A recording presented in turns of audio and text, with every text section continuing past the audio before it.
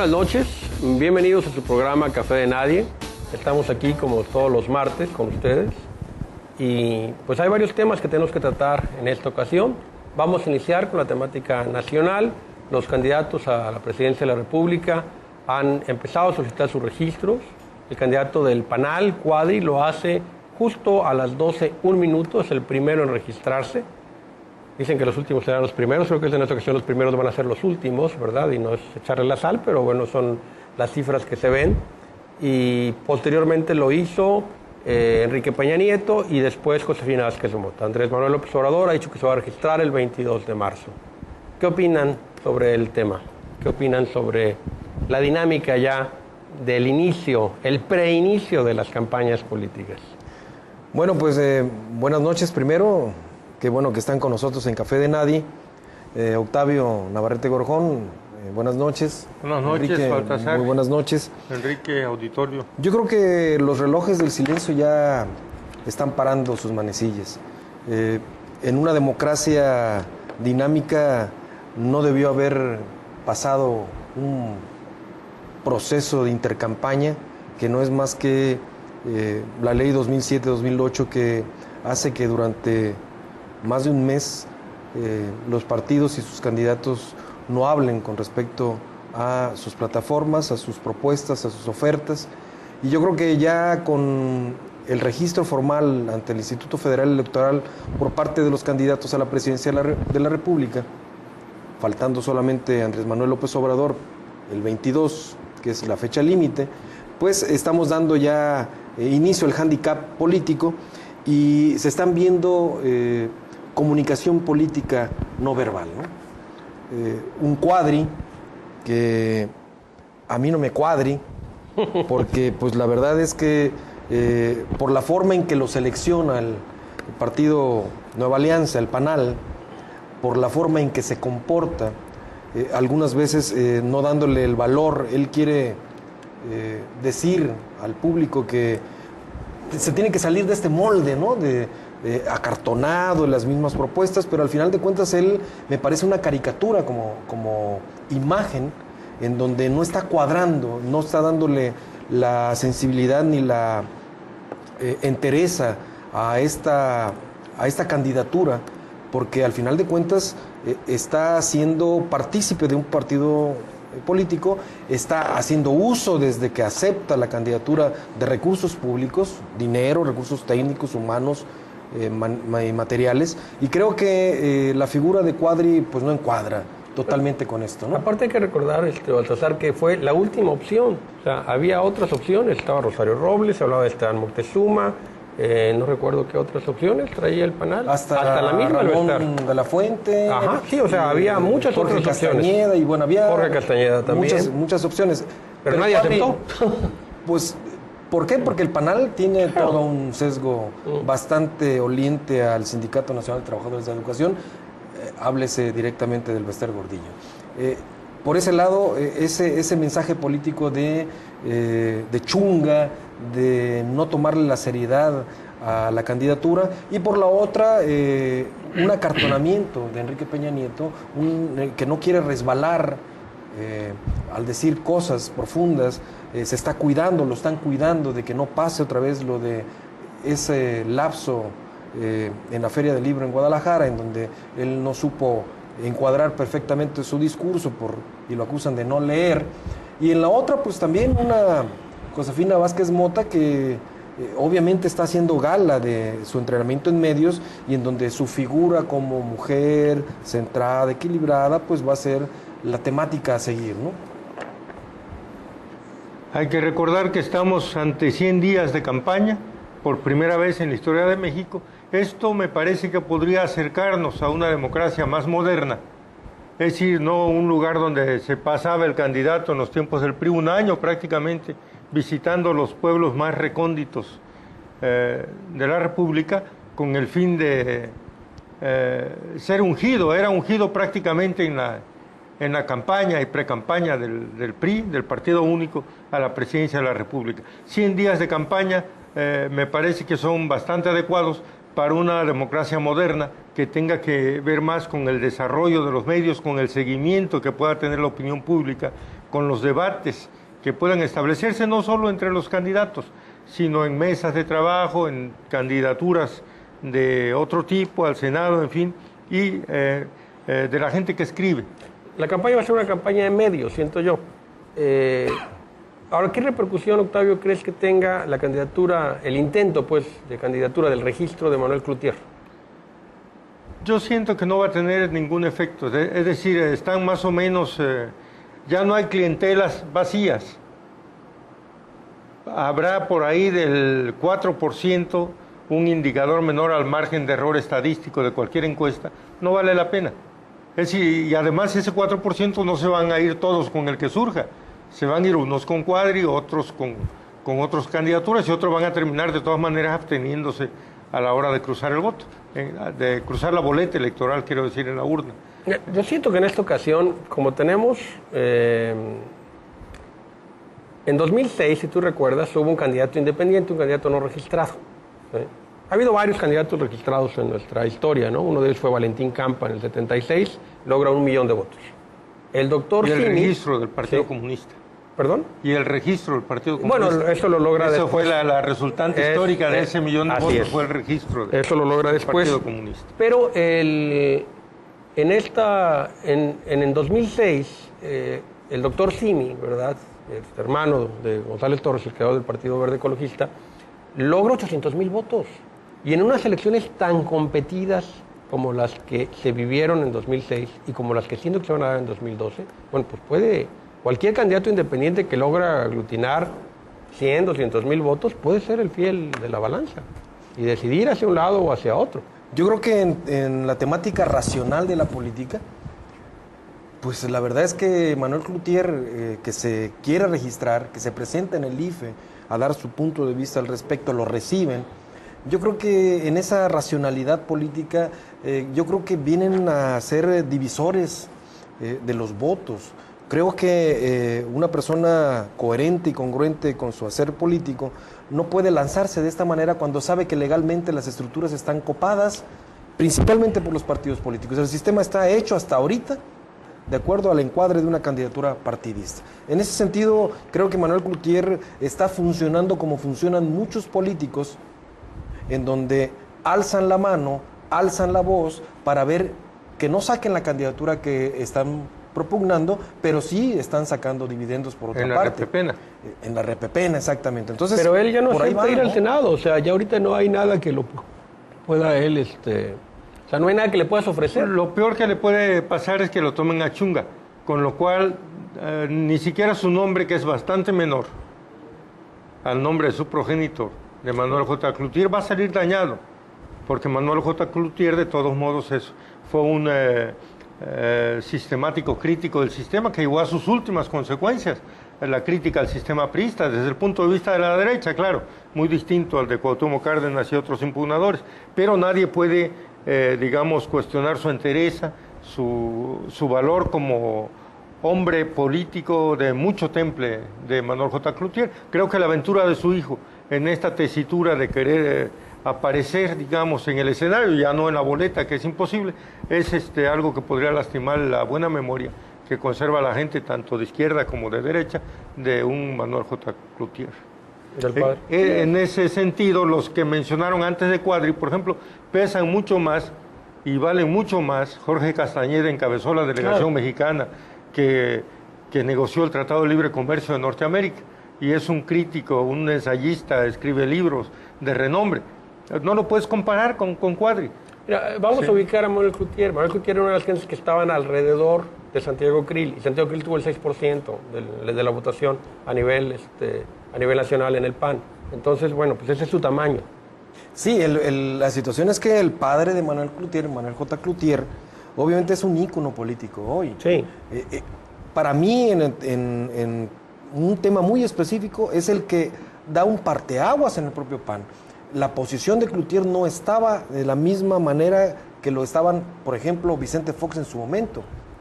Él se oponía a las cuestiones de concertación, como hoy se tipifica este concepto político de acuerdos en lo oscuro, subterráneos, y Manuel J. Clouthier, ya afinado, pues obviamente parte de otra base ideológica y se aleja del panismo. Hoy su hijo, yo creo que en esta repepena, lo único que quiere, a lo mejor ya no tiene oportunidad de un puesto político o un cargo de puesto de elección popular, pero sí hay otras subterfugios en el sistema político que le permiten a él, a sus familiares, amistades, pues tener ciertos canales dentro de estas redes políticas, ¿no? Del poder. Si él tiene recursos para en un momento dado moverse en el país y hacer campaña, puede en un momento dado convertirse en fiel de la balanza y sus votos o su declinación hacia cualquiera de los dos candidatos finalistas, yo en un escenario de 2, no de 3, va a ser determinante. Habría que ver qué temática podría manejar, porque hasta el momento lo único que se sabe es que él quiere, que rompió con el PAN, se hace independiente, pero la temática sería ahí lo fundamental. El discurso va a ser los ciudadanos en la política. Por eso, pero un discurso antipartidista que es muy bien acogido por mucha gente. Sí, pero eso no le va a alcanzar para llegar, siquiera yo no le calculo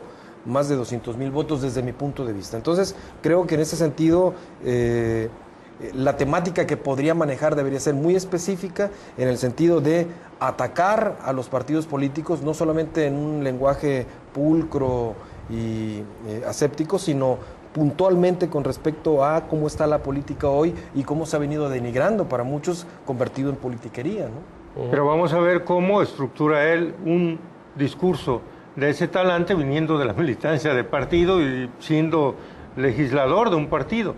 Es decir, es donde ya no se ven legítimos, no se ven genuinos los esfuerzos. Otra cosa es alguien que viniera desde fuera del sistema, que no fuera panista, que no hubiera sido panista, ni perredista, ni priista. Claro. Pero él ya le pegó un primer golpe al PAN y pienso que cualquier cosa que haga va a ir en detrimento de la candidatura de Josefina Vázquez Mota, porque ese es el tema en el que se va a mover.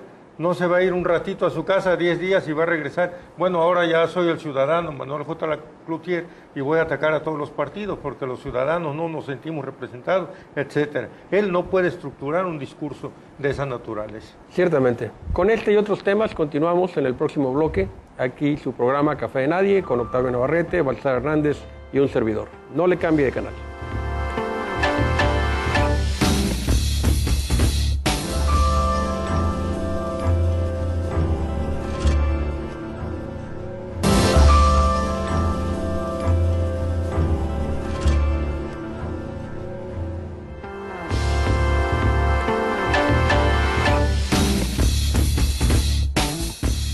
Seguimos aquí en Café de Nadie, gracias por continuar con nosotros.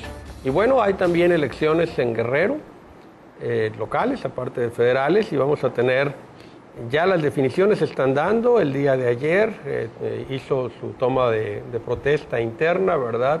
Fermín Alvarado Arroyo como candidato del PRI. Hay candidatos ya en los otros partidos también que están levantando la mano, y todo el mundo, ¿verdad?, pareciera que quiere una posición el día de hoy. ¿Qué pasa en Acapulco, Octavio? Baltasar. Bueno, yo primeramente quiero decirles que la política como ciencia es el estudio sistemático de las acciones, de las estrategias que hace esta actividad innata en el ser humano. El son politicón lo tenemos los humanos, tanto en lo particular como en lo gregario, en lo social. Pero también la política es arte, es hacer bien las cosas. Y también es técnica, ¿no?, de resolver y de solucionar los asuntos que se plantean. En esas tres vertientes, la política hoy en día, mucha de la sociedad, los jóvenes, gente adulta, ha expresado muchas veces, en encuestas también, que la política es una cosa sucia. Y esto no es verdad. Han convertido a la política en una cosa sucia, y lo que estamos viendo en las candidaturas de todos los partidos políticos para este proceso electoral 2012 en Guerrero, se están viendo cuestiones verdaderamente burdas, falaces, infames, nefastas, por parte de todos los partidos políticos. Y esto hace que se subsuma en este gran concepto negativo de la política. Por ejemplo, en el PRI, se sabe de un acuerdo, sale de un trascendido en los medios, los acuerdos subterráneos que hace el PRI con respecto a los candidatos o precandidatos a la presidencia de Acapulco Y sale en donde las encuestas favorecen a Fermín Gerardo Alvarado Arroyo y que los demás contendientes, al ver la encuesta, la creen, cosa que yo no creo, y entonces se adhieren a esta situación y empiezan a sacar provecho con respecto a otros cargos de elección popular. Pero no todos, ¿eh? Bueno, algunos han dicho que no, pero está la firma. No. Yo ya vi el documento y está la firma de No de quienes han todos. dicho que no. No de todos. O sea, hay ahorita impugnaciones de todo el proceso. Bien. Robespierre Robles Hurtado trae una impugnación de todo el proceso. Sí, pero por lo menos está la firma de él y de otros ahí, donde se están enseñando los repartos de las sindicaturas y de las regidurías. Es decir, no fui, hago alaraca, salgo en las redes sociales, salgo en la tribuna pública, queriendo ser candidato a un puesto, pero en una carambola 3 bandas, lo único que quieren es puestos secundarios.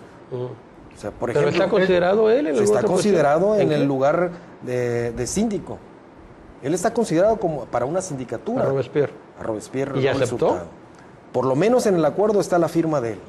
Entonces, en ese sentido, lo único que se percibe del otro lado, desde el punto de vista del cuerpo societal, la sociedad en general, es que esos arreglos no están de cara a la población. Es decir, no hay una selección real por las cuestiones que siente la sociedad y eso hace que se demerite la actividad política. ¿Qué le dieron al doctor Terán Porcayo? ¿Qué le dieron? A Terán Porcayo, de acuerdo a este documento filtrado por un medio impreso local, regional, le están dando la oportunidad de ser candidato a un plurinominal a una diputación. Entonces, ¿En qué lugar? no, candidato plurinominal. ¿En qué lugar? No dicen qué. Es que puede ser candidato Entonces, pluri. por eso. En lugar 18. Y lo otro, Ya no en llegaste esos nunca. arreglos, el que ya se fue, ahora sí ya no es presidente municipal, ya pidió licencia definitiva, Manuel Añorbe Baños, está acomodando en regidurías a su esposa Julieta Fernández, a una señorita que dicen que hay mucha cercanía con él, Priscila Segura.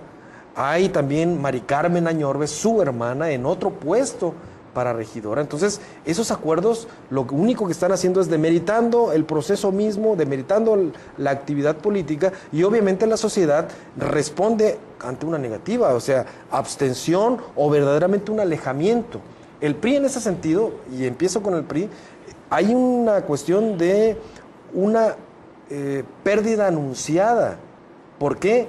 Porque pues la verdad es que Fermín Alvarado Arroyo, diputado ahora con licencia, me imagino, ya tomó posesión Espero que sí. candidato.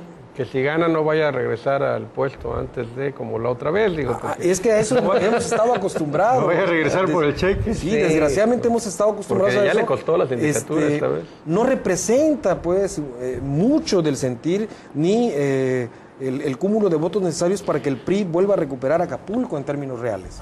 Yo siento muy difícil, la verdad, que el PRI pudiera volver a ganar en Acapulco, salvo que lograran hacer una división en la izquierda y que no fuera un candidato único. O sea, que volvieran a cometer el error de postular por un lado a uno, Movimiento por Ciudadano a otro. Walton y por el otro lado Evodio, Granda o el que sea. Y entonces sí hay posibilidades del PRI de ganar con Fermín o sin Fermín, si pudiera. La estrategia supeditada a los arreglos. Ese sería el punto clave que estaría tocando con toda esta perorata que estoy haciendo. La estrategia política supeditada a los arreglos de grupo personales. La sociedad, obviamente, la sociedad guerrerense, que es una sociedad madura y acapulqueña, políticamente madura, va a derrotar estas candidaturas ilegítimas. Si Ángel Aguirre ganó, derrotando al PRI por 13 puntos, en las encuestas de hace una semana estaba 14 puntos arriba el PRD en Guerrero del PRI. Con este tipo de arreglos y con este tipo de candidaturas, el PRD se va a despachar con la cuchara grande, rasguñando el 20% de diferencia, lo que va a ser una aplastante derrota para el priismo. Efectivamente hay candidaturas digamos legales desde el punto de vista de la Constitución, constitucionales. Nadie puede quitarle el derecho a Manuel Añorbe a ser como cualquier ciudadano votado en una elección y ganar o perder, o participar en una lista plurinominal. Es una candidatura también estatutaria, Es decir, su partido le permite, como a cualquier militante, hace extensivo este derecho de participar en un evento de esta naturaleza. Pero la legitimidad, ¿dónde queda? Es decir, se alejó para ser candidato a gobernador. Regresa, está un ratito y se vuelve a ir porque hay otro hueso pendiente. Eso deslegitima su derecho estatutario y su derecho constitucional. Las candidaturas, aparte de tener el derecho constitucional y el derecho personal de la gente a aspirar a un puesto de elección, deben ser legítimas. Y esa es una candidatura ilegítima. ¿Cómo dejan un municipio hundido en un desastre financiero sin precedentes, cuando lo recibió más o menos bien, y aspira? La sociedad va a castigar esto. Ya lo hicieron cuando el Paulín, es la misma historia. Es exactamente la misma historia. Es muy, muy parecido. Sí. Por cierto, que en un desplegado comentaba él de que debíamos estar orgullosos de que, pues, por primera vez una acapulqueña iba en tercer lugar de la lista plurinominal de un partido político, y esto es falso, ¿eh? Pero es que ese razonamiento es terriblemente Eso es falso. falso totalmente. Es como decir... No, es falso porque ha habido otros, por lo menos yo tengo la certeza de que hubo uno que fue en segundo lugar. Oye, Enrique y Octavio, la verdad es que ese razonamiento cae por su propio peso. Es como si los pobres y extremopobres de México estén porreando, estén en marchas multitudinarias porque tenemos al número uno de los ricos del mundo, con Carlos Slim, Helu. Es decir, en ese sentido es chocante, aberrante esa situación, deslegitima el proceso, deslegitima su partido, desgraciadamente, y deslegitima a la propia democracia, a la actividad política. Pero bueno, Manuel Añorbe así es. Acuérdate que cuando pierde la elección, ordena a su equipo de comunicación social a que digan, a partir de ahí ya no era el doctor Añorbe que decían, ¿no?, el gran teórico político, el doctor Añorbe, sino que era el candidato que sacó el segundo lugar, donde compitieron dos, ¿no? Como cuando Pepito le dice a su mamá, felicítame, saqué el segundo lugar en la carrera. Ay, hijo, te voy a hacer un pastel ahorita. ¿Cuántos competidores hubo? Dos, mamá. No, pero mira, independientemente de que obviamente fue el candidato que perdió, punto, fue un candidato que tiene más de 500,000 de votos en el Estado. O sea, el PRI trae más de 500,000 de votos en el Estado, lo cual es una realidad. O sea, eso no lo podemos negar. Y fue él el candidato. Entonces, pues de ahí él puede operar políticamente para conseguir lo que está consiguiendo. Aquí el problema es que los partidos siguen siendo manejados por cúpulas. Hay una partidocracia y no importa que el partido gobierne. El problema es que gobierna la cúpula de los partidos. La única forma de evitar esto es ciudadanizar a los partidos políticos y obligarlos a tener primarias reales, auténticas, abiertas a la gran mayoría de los ciudadanos. No a todos, porque entonces te sucede lo que pasó en Chihuahua, por ejemplo, que en una primaria del PAN los priistas votan y tumban a Javier Corral. Pero si tú logras establecer bloques, ¿verdad?, de corrientes ideológicas, de una forma donde lo único necesario para participar sea la voluntad del ciudadano, entonces ya se abre. O sea, si tú llegas a tramitar tu IFE y te dicen de qué color eres, azul, amarillo, rojo, y no, ya, pues ahí... punto, listo. Ahí no se acabaron los partidos políticos, claro. Se acaba el control, no los partidos. Los partidos se fortalecerían, serían muchísimo más fuertes. Yo creo que coincido en que Manuel Añorbe, pues en la elección del 2011 tuvo, junto con su partido, sobre todo por su partido, ese cúmulo de miles de votos, de cientos de miles de votos. Pero de un año para acá, por su propia actuación personal, política y la ineficacia en el gobierno municipal de Acapulco Guerrero, esa suma, dirían los numerólogos, ya no es la misma. Entonces, tendrá que hacer una estrategia de contar votos y hacer escenarios, porque al final de cuentas deja solo Manuel Añorbe a su partido. Él tiene asegurado el lugar 3 aunque pierda plurinominal, aunque perdiera su partido. Y esa es historia de Manuel Añorbe. Vaya al tercer lugar. Esa es la historia de él también. Que no se va a ir. Sí, además hay que reconocer, mira, hace recién cuando perdió Manuel, a los días, 3, 4 días, un excelente ensayo de Baltasar Hernández Gómez, de los mejores que has escrito, Baltasar, gracias, donde demuestra con mucha puntualidad que Manuel no puso un solo voto, al voto duro del PRI, con números y con estadísticas muy claras. Pero eso no es lo importante es también cómo actúas después de una derrota. Hay que reconocer aquí audacia, que tiene mucho que ver con el chantaje, tiene muchísimo que ver con que me voy a otro partido, siempre ha sido así. Pero en cualquier democracia que se respete, un político que pierde por la cantidad y el porcentaje de votos que perdió Manuel Añorbe, se retira. Ni siquiera necesita participar en la elección. Un primer ministro, cuando no está en juego su cargo, pero su partido sufre una derrota contundente, sale en la noche, en cualquier democracia del mundo, ofrece su renuncia, convoca nuevas elecciones como primer ministro porque dice ya no me está apoyando la gente, ¿sí? Anuncia su retiro a veces y convoca nuevas elecciones en paz, sin ningún problema. Ese es político, es estadista. No estando en juego su cargo. Claro. Si él no puede decir, perdieron ustedes. Yo lo perdí porque no estaba en juego, ¿no? A los 6 meses hubo una elección departamental o concejal o de diputados y resulta que te arrasaron. Bueno, ya no represento el consenso que tenía hace 6 meses, aquí está mi renuncia. Esa es la visión aristotélica de la política, el arte de la realización de lo posible en el marco de nuestra realidad. Desgraciadamente estamos muy lejos de ella. No le cambie de canal, siga aquí con nosotros en Café de Nadie.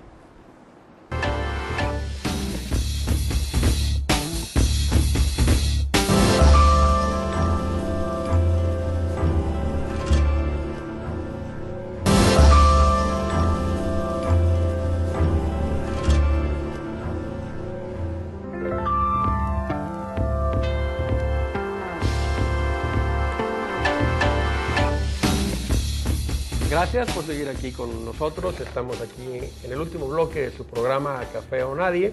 Y bueno, Octavio quería hacer algunos comentarios sobre los suspirantes del PRD. En general, sobre las candidaturas perredistas, me parece que se ha visto muy mal la izquierda en esta etapa de las precampañas electorales, sus precandidatos manejando discursos sumamente elementales. Se oyen las bocinas que andan por la calle diciendo que todo va a cambiar a partir de que voten o que salga determinado personaje en la encuesta. Eso pues no es cierto y demerita la política también. Luego un alejamiento de su matriz histórica. Es decir, ya los líderes sociales, los líderes políticos, los líderes históricos del PRD ya no representan nada en ese partido. Se los tragó la tierra. Hay que ver quiénes finalizan en Acapulco, ¿no? Carlos Granda, David Jiménez Rumbo y Evodio Velázquez. Y 10,000 más que poco tienen que ver con el movimiento social. Es decir, ya no es un referente. Lo mismo que en el PAN, o sea, la transición lo que ha hecho también es modificar a fondo los partidos políticos, cambiarles la fisonomía. Dice, estamos perdiendo fisonomía. No, se está cambiando, se está modificando. Están teniendo otra, muy distinta a lo que eran, ¿no? Aquí en el puerto de Acapulco, lo más seguro es que salga entre Evodio Velázquez o Jiménez Rumbo. Más creo que Evodio puede ser el candidato, para que Luis Walton tenga un interlocutor y poder negociar una candidatura unitaria si la hubiera. Porque el problema ahorita es que todos le estaban cayendo con que yo quiero mi 60% de administración, y 5 regidurías, y una plurinominal, y una federal, etcétera, ¿no? Entonces ahorita con esta encuesta, ella se define ya el perfil de quien va a ser el interlocutor de Luis Walton seguramente, y tal vez se perfile por ahí una alianza que podría darles muy buenos resultados. También comparto la idea de Enrique Caballero de que si no es con alianza, el PRI puede repetir muy fácilmente en Acapulco, y que Fermín Alvarado es un candidato bueno para estos efectos, es un candidato unitario, es un candidato que podría llevar al PRI un triunfo. Finalmente ahí decidieron bien las cosas, me parece. Solamente que se dividan, ¿eh? Si no, no le veo yo, la verdad, ninguna posibilidad, y eso vamos a verlo. Bueno, no todo es feo en la política, hay cosas muy hermosas, y yo quisiera pues, comentar, ¿verdad? No es ser misógino, sino es hablar de la belleza de las mujeres bellas que participan en política, de todos los partidos. Y me permití, pues, y le voy a pedir a producción que nos ayude con las imágenes, ya me puse los lentes precisamente para verlas bien. Hay mujeres bellas y muy capaces que participan en política en todos los diferentes partidos. Y ahí tenemos a la primera, que es Brenda Arenas. Brenda Arenas fue ella precandidata del es precandidata del Distrito 15 Federal, contendió ya en 2006 por Alternativa Social Demócrata, y ahora busca la candidatura por el PRD. Ella fue famosa sobre todo porque posó, tal y como lo estamos viendo ahorita, muy sexy, ¿verdad?, para una revista, con la idea precisamente de buscar la notoriedad. Y bueno, es ahorita una precandidata de la izquierda. La siguiente fotografía tenemos a Gabriela Cuevas. Gaby Cuevas es una mujer muy joven, tiene 32 años, va a ser senadora de la República ya segura, ya fue diputada federal, ya fue diputada local y ya fue jefa delegacional. O sea, la carrera que ha tenido ha sido meteórica y también es una mujer muy guapa y sumamente capaz. En política creo que es de las mujeres más poderosas que existen ahorita, aparte de Cecilia Romero, ¿verdad?, que es la secretaria general del PAN. La siguiente fotografía, tenemos también ahí a otra panista. Ella va de candidata a diputada local por el Distrito 10, es una licenciada de 26 años, soltera, Tania Espinosa. Y siguiente fotografía. Se quedó, ok, ahí tenemos una muy guapa perredista, actualmente diputada federal, Claudia Dida Nayamota. Ella es la secretaria de la Comisión de Grupos Vulnerables, no nada más es bella, es una mujer capaz e Aunque integrada. no se ve tan vulnerable ella en sí misma. No creo que sea vulnerable. Eso de sexo débil yo no lo creo para nada. Yo creo que son mujeres muy capaces y muy, muy combativas. Con esas credenciales. Y bueno, me dejaron a las periodistas para el final. Ahí tenemos a Hanna de la Madrid, doctora en Administración Pública, tiene una maestría, es politóloga. Ella es hermana de Jessica de la Madrid, quien fue madre de uno de los hijos de Peña Nieto, pero sí hay que aclarar que su trabajo político es propio, ha hecho un gran trabajo político en el Distrito Federal y merece su candidatura. Ella va a ser diputada federal plurinominal, está en los primeros lugares de la lista. Una mujer muy joven y muy capaz también, definitivamente. Y bueno, pues una muchacha muy guapa, ¿verdad? Y aparte muy rica, sí, hija de uno de los hombres más ricos de México y del mundo, ¿verdad? Es la hija de Ricardo Salinas Pliego, que hoy es diputada federal del Partido Verde Ecologista, ¿verdad?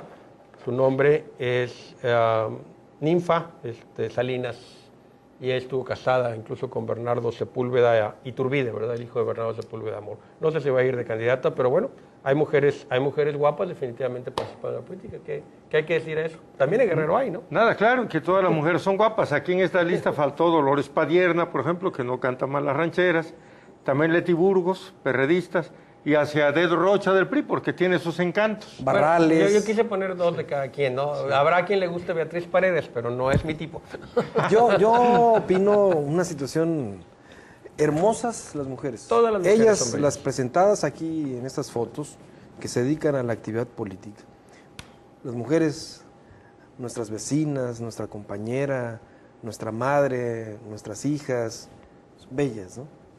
Sin embargo, en términos políticos, basta quitarles un poco el maquillaje, el arreglo corporal, las cremas, para ver a la mujer o al hombre desnudos en términos literales y ver dónde están las conexiones. No me peleo con la belleza. Que lleguen hombres y mujeres jóvenes guapas, eso no es el problema. El problema es que la actividad política no puede regirse bajo, y retomo a Maquiavelo, bajo términos ético-morales de belleza, de esta cuestión epidérmica. Sobre todo en momentos en que en partidos como en el PRD han hecho muchas y muchos carrera política a partir de otros atributos. Eso es un tema que algún día vamos a tener que tocar. ¿Cuáles son las relaciones, Octavio? Pues, de Ninfa Salinas, pues. ¿Por qué llega ahí? No están todos los más aptos ni las más aptas. Llega porque le invitan. Claro. Digo, es más, y yo haría lo mismo, ¿eh? O sea, si yo la podría invitar, si yo lo podría invitar al PAN, oye, yo quiero tener a la hija de un dueño de una televisora y que aparte me puede refaccionar. Pero hemos llegado, Enrique, Octavio, hemos llegado a este punto del quehacer político. Yo por eso puse hacia de Rocha, que no es de esta belleza, pero tiene otra belleza. En el tercer milenio, política. Basados en los factores de belleza. Yo creo que admiro la belleza, que bueno que hay estas mujeres tan guapas que están actuando en política, pero ese no es el factor sine qua non. Yo lo podría, ¿no?, digamos, resumir con una frase. Más bellas que todas esas bellas que salieron ahí, Beatriz Paredes Rangel. En cuestión de capacidad. En cuestión por eso es bella por eso, porque es lo que se necesita para estar ahí. No que se peine bien, que sea delgada. Beatriz, sus vestidos parecen carpa de circo, ¿no? Es robusta. pero es bella porque está en la actividad que sabe hacer mejor que muchísimos hombres en este país. Desde el punto de vista de ciencia social... No importa el partido, el PRI, bueno, ¿qué importa? En política, Karl Kosick, por ejemplo, habla de la estética, no de la belleza. Y la estética en política, en las ciencias sociales, tiene que ver con la inteligencia, con las maneras de ser, de hacer, de comportarse. La estética en ese sentido, una mujer, un hombre que se dedique a una actividad pública como es la política, que debe de tener un objetivo y una meta común de beneficio para todos, debe estar regida no por la belleza, sino por la estética corporal, pero sobre todo la estética en el sentido de cómo se hacen las cosas. Que hasta en el alma, la congruencia, que es el nombre que recibe la estética. Cuando logras conjuntar, ¿verdad?, capacidad y belleza física, ¿verdad?, y belleza espiritual, belleza interior, bueno, pues entonces tienes a mujeres muy poderosas. Digo, a mí, yo siempre he admirado a las mujeres bellas que participan en política. Estuve casado con una mujer muy guapa que participó en política. Muy guapa y muy inteligente. De una forma muy decidida. Y bueno, en su momento yo creo que eran las mujeres más guapas que participaban en política en Guerrero. En el PRI estaba esta Mónica Leñero también. Y pues párale de contar. Cuando lleguemos en una pirámide de la cúspide hacia abajo, en el sentido de valorar la estética de la inteligencia, la estética de la coherencia, de la congruencia, vamos a estar después hablando de otro tipo de estéticas, entre ellas corporales. A mí me gustaría... Podemos terminar con una mala anécdota. Venga. Sí, de Bernard Shaw, el dramaturgo inglés, que lo citan a ser juez de un concurso de belleza. Y él fue el de ideas, cabellos largos, ideas cortas. ¿Sí? Entonces era misógino, no le gustaba la igualdad entre hombre y mujer, y ya a la hora del premio, dice la señorita más bella que fue la premiada, dice: oiga, don Bernard Shaw, yo quisiera pedir un deseo en este momento. Dice que usted y yo tuviéramos un hijo, dice, y que a usted le sacara en lo inteligente y a mí en lo bello. Dice: ¿y qué tal si sale al revés? ¿Sí? Que aparte de feo... Yo muchas gracias. Saludo a mis amigos maestros y administrativos del CONALEP Acapulco 1, que nos ven todos los martes y en sus repeticiones por en Radio y Televisión de Guerrero, si programa no les que es suyo. falta. Yo tengo la amenaza de que si no mando un saludo no me vuelven a ver. Y la señora Cecilia, viuda de Andreano, gracias por permitirnos llegar a su hogar. Y bueno, muchísimas gracias por estar con nosotros aquí en Café de Nadie. El próximo martes aquí estaremos con ustedes si nos lo permiten. Muchísimas gracias.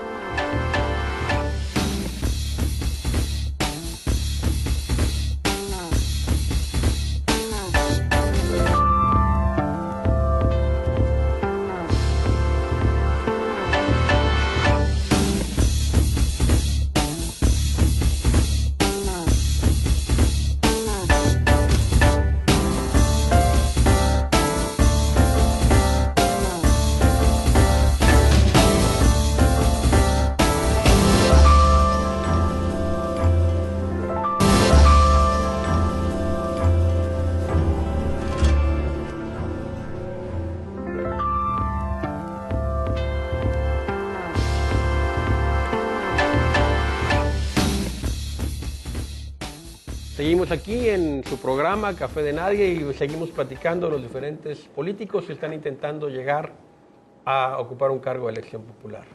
En Chilpancingo, el Partido de Acción Nacional también postula candidatos. Hay un precandidato que es el licenciado Rigoberto Ramos. Él fue delegado de la Secretaría de la Reforma Agraria, solicitó licencia para poder buscar esta candidatura. Él fue del equipo que apoyó a Josefina Vázquez Mota y que logra que Josefina haya sido candidata. No va solo, hay un médico ginecólogo, el doctor Tomás Quirós, me parece que es su nombre, que también se ha levantado la mano y va a haber una contienda interna, como se da normalmente en el PAN. En el Distrito Federal, pues acaba de haber elecciones el día domingo y ahí con algunas impugnaciones y algunos jaloneos, ¿verdad?, se dio finalmente el proceso para la elección de los diputados locales y de los jefes delegacionales. Curiosamente, los apellidos en el PAN ya no cuentan lo que contaban antes. Un hijo de Carlos Castillo Peraza, que llevaba de suplente a un nieto de Gómez Morín, perdió en su distrito, en la Benito Juárez. Buena seña. Sí, eso es bueno. Perdió contra el senador Federico Dorin Y pues es el problema de que no haya reelección, ¿verdad? Y bueno, le ponen a un muchacho que nunca ha ocupado un cargo de elección popular a competir contra alguien que ya fue senador 6 años y que es una chucha cuerera, pues obviamente se los llevó. Y no por mucho, estuvo competida el proceso, creo que 55-45 con un gran porcentaje de abstencionismo. Participó, la verdad sí, aunque sea mi partido, ¿verdad? Sí tengo que decir, es vergonzoso que el PAN en el Distrito Federal tenga 16,000 militantes, nada más. Digo, es increíble mantener un partido muy cerrado. Es lo que mencionaba en el bloque anterior, de que hay que abrir los partidos. Y aquí en Acapulco también, también el PAN, parece ser que Seferino Torreblanca dijo que siempre no. Hay ya en este momento precandidatos registrados, y el más visible en este momento es Guillermo Cisneros Chehue, que ha sido un líder desde hace muchos años, desde 1996, en Puerto Marqués, ganando siempre sus casillas allá, y que en esta ocasión va a contender, aunque todavía está abierto el partido, tengo entendido, a una participación ciudadana. Yo opino al respecto, Enrique, Octavio, el PAN es un partido de notables, no funciona hacia abajo con una estructura clásica de un partido, y mucho menos con toda la enseñanza que ha habido de los regímenes anteriores y de la propia esencia del sistema político. El PAN ha funcionado a través de una sociedad civil no organizada, que en el 2000 vemos que muchos teóricos dicen que hay un proceso de transición inducida, no propiamente porque se volcó la sociedad a Vicente Fox, pero sí hubo un proceso de muchos factores, entre ellos muchos de la clase política del antiguo régimen, que apoya para que se dé una transición y no llegar a elementos catastróficos de desorden. Evitar la ruptura social. Hay una ruptura social. Era necesaria esa alternancia. ¿No? Yo insisto, aunque tú dices que no se le estoy dando la torre al PAN, yo insisto en que no ha habido una transición. No hay. La transición, y ruego que revisemos a Samuel Huntington, cómo se dan los procesos de transición. En México hay un proceso dictaminado por el propio Huntington, en donde dice que antes de que haya un desequilibrio social, hay que provocar, hay que inducir una transición, y creo que en el 2000 hubo mucho de esta situación de inducción. El PAN no funciona como un partido político, desgraciadamente. Ojalá hubiera, para que se elevara la competitividad. Y no nos vayamos también con la cuestión falaz de que si el hijo de Castillo Peraza no resultó con el nieto de Gómez Morín, eso sea un sinónimo de que hay una democratización al interior del PAN. Significa que las cúpulas en el PAN, que funcionan hoy bajo el designio de la familia presidencial, de Margarita, la esposa de Felipe Calderón, y él mismo y su grupo, están moviendo sus piezas de ajedrez para que vaya un acomodo al interior de los puestos de elección popular del propio PAN. Y bajándonos a lo regional y a lo local en Acapulco, vemos cómo la pobreza del PAN en términos reales se está haciendo con la repepena. Lo que manejábamos atrás de las cámaras, está buscando, bueno, Seferino. No es que Seferino haya dicho que no, es que también el PAN se dio cuenta que Seferino ya no es el capital político que le significó en 1999, en este caso al PRD, del que nunca se afilió Seferino Torreblanca Galindo. Fue gobernador después otra vez por el PRD, y que hoy busca de alguna manera un fuero que le permita tener no solamente protección, sino voz. Y en ese sentido en Acapulco pues están más en orfandad. Los políticos que están adheridos al PAN pues muestran una orfandad terrible, y esto se va a dilucidar y se va a palpar en las propias elecciones, ¿no? Con muy pocos votos. Estamos huérfanos de liderazgos, eso es cierto, probablemente haya voto diferenciado, pero todavía, ¿verdad? Todavía no se ha dicho todo, hay posibilidades, ¿verdad?, de que esto se recomponga de aquí a que inicien las campañas electorales locales, y bueno, en la medida de lo posible, ¿verdad?, por lo menos platicaremos con nuestros amigos que sigo teniendo en los diferentes cargos, ¿verdad?, y suspirantes también, son amigos míos, para ver cómo enderezar ese asunto. Entre mayor participación exista, mejor para la ciudadanía. Entre mayores opciones hayan, mejor para la ciudadanía. Y esto del elitismo del PAN es un asunto relativamente nuevo, porque si hubiera sido así cuando Vicente Fox, aparte del apoyo de los amigos de Fox, no gana la presidencia de la República. Es decir, hay que recordar que el PAN durante mucho tiempo, del cardenismo hasta 30 años después, fue un partido regional con una muy marcada influencia popular en el Bajío, en Jalisco, En el norte. en Yucatán, incluso en una parte pequeña del norte, digamos que después se reflejó ganando elecciones con Rufo y con, Baja California, y sí. con Terrazas en Chihuahua. En Chihuahua. Entonces era un partido que tenía una fuerza popular, digamos, regional, con mucha influencia en lugares donde se había asentado las escaramuzas de la Guerra Cristera. Es decir, los panistas tenían fama de mochos, de muy católicos, digamos, fanáticos, y aparte de campesinos, o sea, de gente elemental en su trato con la Guanajuato, naturaleza. Jalisco, Michoacán. Sí, todo el Bajío, Todo el Bajío, parte centro de Jalisco y y, occidente. y además una zona donde la gente lee. Pero, es decir, acuérdate que de ahí vienen tres de nuestros más grandes escritores, ¿no? Juan José Arriola, Agustín Yáñez y nuestro inmenso Juan Rulfo. Vienen del Bajío, particularmente de los Altos de Jalisco. Entonces, esto del elitismo del PAN es nuevo. Acuérdate que la primera presidencia municipal que gana es la de Zamora, Michoacán, y en forma contundente. No, Quiroga. Quiroga. En el 46. Correcto.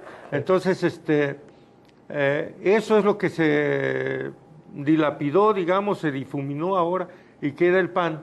Y ahí hay que, en los estudios posteriores que se harán, seguramente tendrán que ver los amigos de Fox, las modalidades que asumió el foxismo como gobierno, de tal suerte que se hizo un grupo de notables que no era el PAN.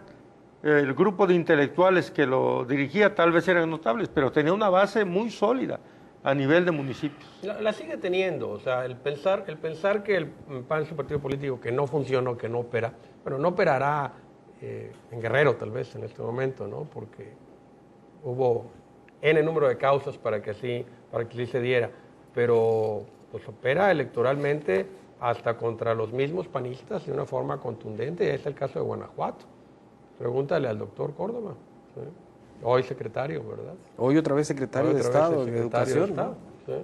Sí, está focalizado, digo, comparto la idea de Octavio, está focalizado. El PAN es un partido que había trabajado en esos terrenos, en esas áreas muy focalizadas, pero que a nivel nacional el foxismo y ahora el calderonismo ha hecho que el PAN sea, digamos, desde el punto de vista de la teoría de élites, un cuerpo elitista en donde a partir de ese mismo corazón se vayan definiendo candidaturas, se vayan definiendo programas y se vayan definiendo acciones como estas que tú dices, en donde para que llegara Josefina Vázquez Mota, bueno, ahí están muchos relatos, muchas fuentes de información en donde se operaron prácticas no muy democráticas como acarreo, como tumbos, como patadas bajo la mesa entre los precandidatos. Bueno, ahora está Josefina Vázquez Mota, tendrá ese reto como mujer y como política de no solamente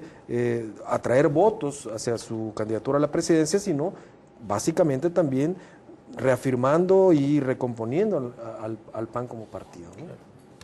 Aquí lo interesante con Josefina, por eso las últimas encuestas que yo he visto, y ya no voy a hablar del número de puntos en que estén entre uno y otro, sino quién vota por ella. Los jóvenes mayoritariamente votan por ella, en una proporción casi de 2-1. A mí me llama mucho la atención. Y las mujeres que tú podrías pensar, no, pues van a estar con Peña Nieto porque es el galán, también. O sea, las mujeres casi empata Peña Nieto, o sea, está ligeramente arriba. Hay un terreno fangoso, ¿no? Hay un terreno fangoso, los votos no están definidos con términos a la belleza corporal o al género. No. Ahorita se está moviendo en terreno fangoso muchas de las cosas y en eso están aplicados, creo, los estrategas de los diferentes partidos. Pero también existe un PRD, pues no hemos hablado del PRD. Y las tribus en Guerrero son unas tribus de moicanos, guerreras y apaches, en donde hoy un ex líder regional del PRD está alzando la voz y diciendo que sería una traición que llegara Sofío Ramírez junto con Ríos Peter. Ya descuenta Ríos Peter, ya lo da como Fórmula 1, pero dice que sería una traición a las izquierdas que llegara Sofío Ramírez Hernández. El propio Sebastián de la Rosa, y eso, aparte de que lo dejan fuera, está hablando de todos los juegos perversos de los moicanos contra los totonacas y toda esta bola de tribus en donde se ha compuesto un PRD que está cada vez perdiendo más votos por esas peleas. Desgraciadamente internas. el PRD se ha caracterizado siempre por ser un todos contra todos y buscar durante el proceso electoral quién puede en un momento dado lograr, ¿verdad? Lograr remontar. Ellos tienen una frase para eso: a navajazo limpio. A navajazo limpio. No le cambie canal, seguimos aquí con Café de Nadie.